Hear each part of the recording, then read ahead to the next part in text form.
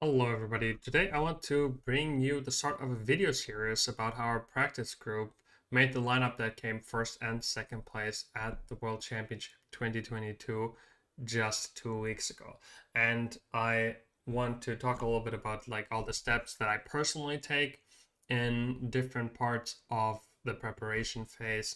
And at the end of this video, I'm also gonna give you a little bit of an overview what you can do if you're preparing for maybe not the World Championship, but maybe a smaller tournament. Maybe you don't have that much time. Maybe you're not good professional players.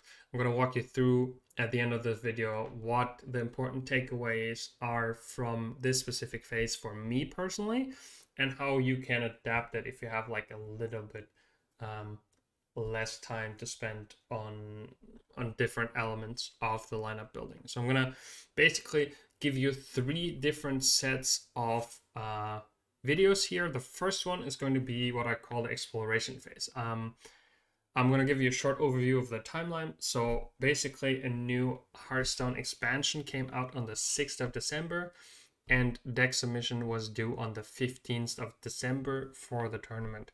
I split these 9 days into 3 different phases. One phase, which I call exploration phase. Second phase, which I would name the strategizing phase, and third is the playtesting phase.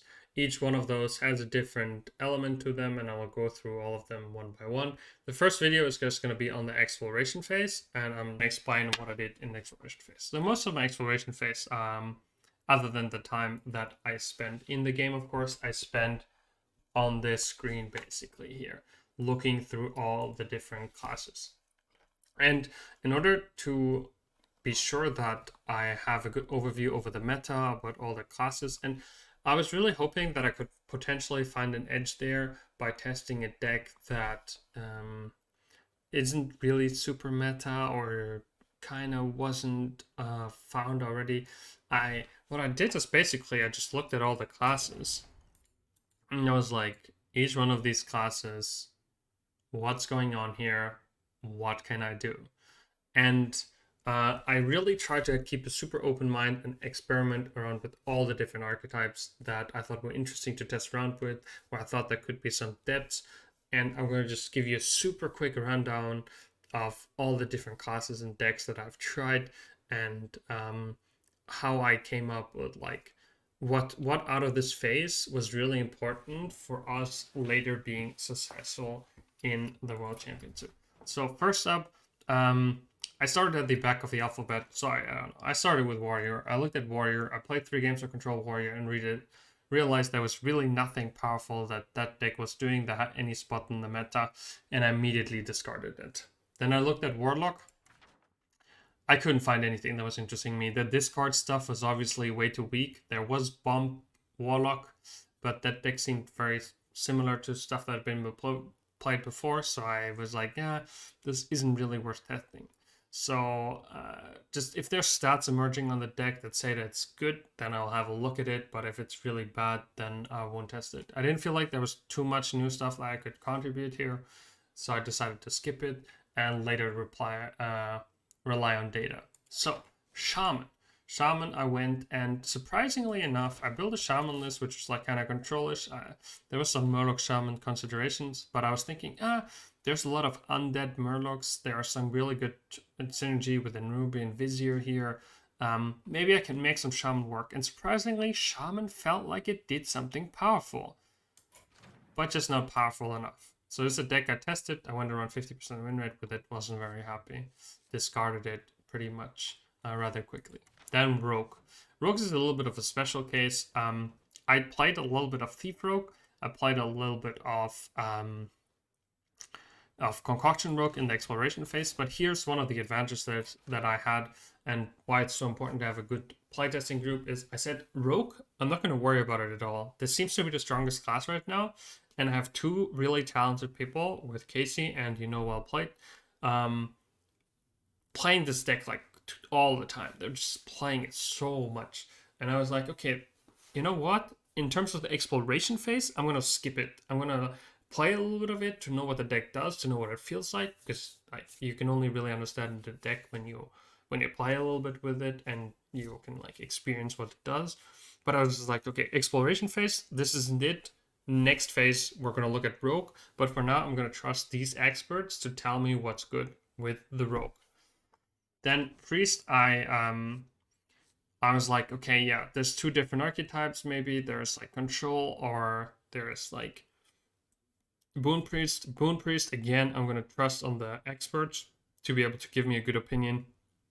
On Boon Priest, I'm going to play it a few games myself. I made sure to play every deck myself, at least for a few games, so just so I get a quick feel of it. But Boon Priest, I'd already played a lot before in previous metas. Only interesting build I came up with was like a Thief Undead Priest, because it was like, there's some really cool Undead cards and like some really good new Thief cards. Maybe we can put this together. And I played this deck and I came around like 55% win rate, but I was realizing that against the like most powerful decks like Rogue, the removals were fine, but I wasn't doing anything consistently enough, so I was still kind of losing to the decks that I felt mattered. I was beating other decks that were, in my opinion, bad, and all these wins against decks that were bad, I was like, yeah, I mean, this is nice, but it doesn't really do that much. Remember, we're at the start of an expansion and everybody's trying out different. Paladin, played a bunch of Control Paladin, played Aggro Paladin. Aggro Paladin felt actually really strong. And so I kept that in the back of my mind. One build I wanted to show you from Paladin is that this one I actually went 8-0 on ladder with. Interesting left. I played a dragon Control Paladin. I basically cut all the bad dragons in the middle here and replaced them with like some more early game controlish cards. And this deck did really well because it was one of the decks that was playing really well into Rogue. And I was really, until the last day, I was considering bringing it. I even had it in my like lineup sheet to submit the day before the tournament. And I'm going to go into a little bit of detail why we chose each deck, but this is one of the candidates that emerged. It's like a dragon Control Paladin that emerged for me. Next up, Mage, real quick. Mage, I tried like the new Arcane Bolt kind of, played it 2 games, deleted it. I was just like, okay, this is never going to do what I wanted to do. I made a 40 ping Mage after playing against somebody else that was playing Mage on ladder, and I was like, this is interesting. This beat my Rogue, and it seemed kind of like a hard nut to crack. And this is what I think. So I built a 40 ping Mage here. That was a consideration for the lineup. Hunter, that was Shock Spitter Hunter, but we knew ahead of everybody else that it was going to get nerfed. So after that, I just kind of stopped thinking about Hunter. Druid, there was Ramp and Aggro Druid. Ramp Druid, I played a few games. Just super standard list. Felt very solid. Had some obvious downsides. But we're going to get to like why decks were good, why decks were bad, why I didn't choose them, why I did choose them, yada yada yada. I'm going to tell you about this later. Played some Big Spell Mage, by the way, as well. Demon Hunter, I played basically just the list that later came up through like Casey, and I saw some Chinese players played early, and it seemed like, like okayish. I saw them climb well, so I monitored it, but I didn't know how to play it myself, so this wasn't part of my exploration phase. And then the other deck that I had in my exploration phase was Death Knight. Just wanted to make sure that there's nothing out there that's too bad.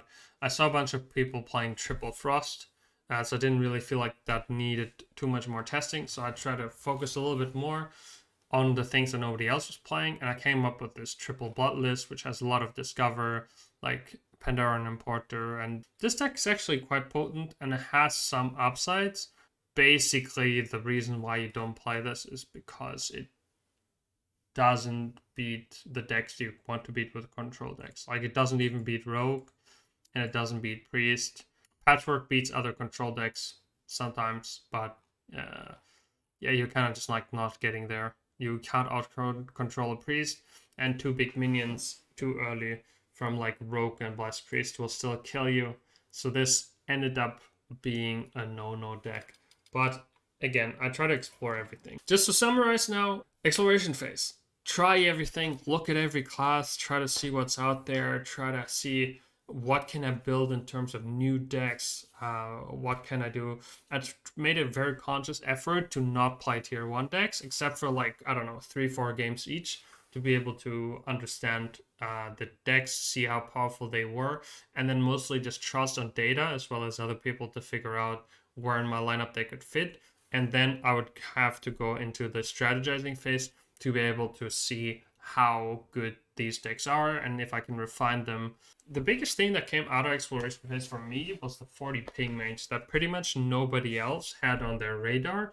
And I think that deck was very, very good in the lineup that we had at the like final point. It just did so well. Whenever it didn't get banned, it always just won. It just so well, and I think it's one of the reasons why we actually ended up in first and second place in the tournament.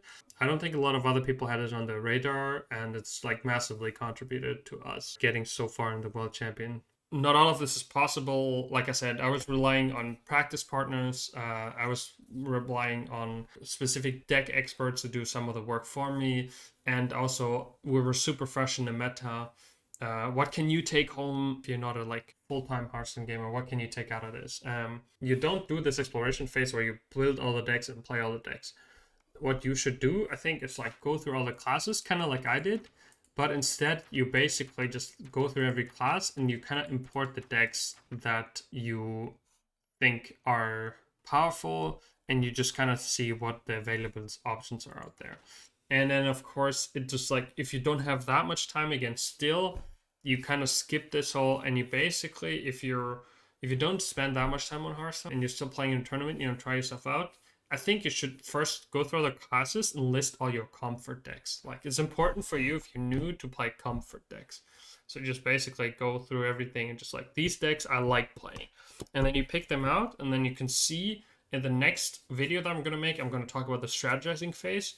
And I'm going to give you tips a little bit on how to apply the strategizing phase for like decks that you're really comfortable with, stuff that's like really good in the meta, or you can adapt like exploring all the deck options out there, and then maybe your pool is a little bit more limited than the one of like a professional player, right, that has to really just keep an eye on everything. But we're going to get to that in the next video. Let me know. I've made so many decks. I spent so much time on all of this. If there are any specific decks you want me to explain in detail, even though I didn't bring them, why I thought they were cool, what they did well, and how I came up with the list, I'm super happy to explain. Just leave a comment below if you want to see any list specifically explained. Maybe we can even do it on stream, just talk through them one by one.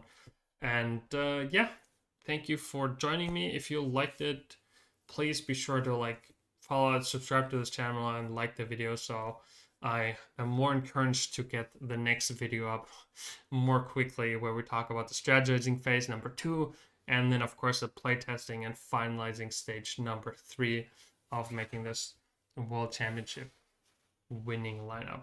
Thank you guys. Have a good day.